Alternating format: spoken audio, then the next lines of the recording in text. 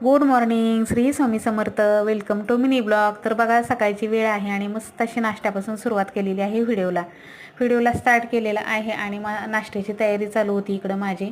म्हणजे उपीट करायला घेतलेला आहे. तर मस्त असा ताजा ताजा आपल्या झाडाचा कढीपत्ता तोडून आणला आणि खूप छान सुगंधी कढीपत्ता आहे. म्हणजे कढीपत्ता देशी आहे त्यामुळे वास खूप चांगला येतो. उपीटमध्ये पोह्यामध्ये आवर्जून टाकावा इतका छान कढीपत्ता आहे.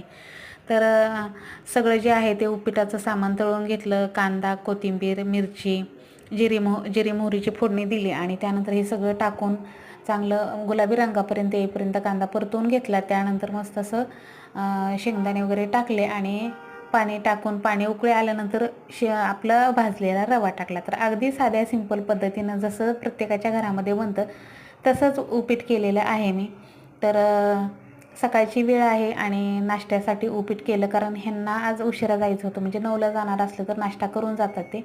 तर उशिरा जाणार होते त्यामुळे नाश्त्याला उपीट केलं. समर्थाने त्या दोघांनी मिळून नाश्ता केला.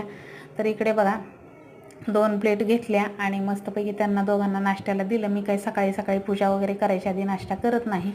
जर केला तर मला खूप असं हे होतं, त्यामुळे मी नाश्ता करत नाही सकाळचं एवढ्या. आणि समर्थ बघा कसा अगदी लहान असल्यासारखा, जसा लहानपणी होता ना तसाच आत्ता पण आहे. काही किंचित बदल झालेला नाही. झोपून कार्टून बघत होता.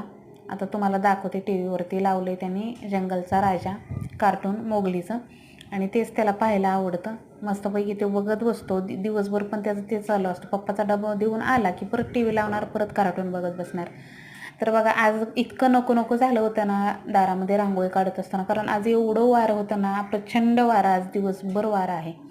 त्यामुळे रांगोळी काढताना मी व्हिडिओ अजिबात शेअर केला नाही ताईंनो, कारण रांगोळी काढलेली सुद्धा बघा उंबरापूजन करेपर्यंत निम्मी अर्धी रांगोळी उडून गेली होती. त्यामुळे खरं तर आज माझा मूडच खराब झाला. सकाळीच रांगोळी अजिबात राहिली नाही म्हणून, कारण वारंच एवढं आहे आणि आमचं कसं ओपन आहे पेस, त्याच्यामुळे वारं आलं की डायरेक्ट रांगोळी उडून जाते. त्यानंतर मस्त असा आवडीचा विषय आपल्या परसबागेमध्ये आलेली आहे. परसबागेमधली ही पिवळी पिवळी फुलं मन प्रसन्न करून टाकणारी आहेत. खूप छान वाटतं आणि बागेत आल्यानंतर ह्या फुलांकडे बघितलं ना खूप भारी वाटतं. आणि ही फुलं देवघरात वाहिल्यानंतर देवाला तर खूपच सुंदर दिसतात. सगळी फुलं तोडून घेतली आणि मस्तपैकी बघा ही फुलं आपल्या सगळ्या देवांना वाहिली. तर सुंदर अशी माझी आजची देवपूजा झालेली आहे. श्रीकृष्णांना तुळस, विठ्ठल रुक्माईला तुळस, त्यानंतर आईसाहेबांना तुळस, ही पिवळी फुलं. तर असं मस्त असं पिवळ्या फुलांनी गजबजून गेला आहे देव्हारा. खूप छान वाटतं.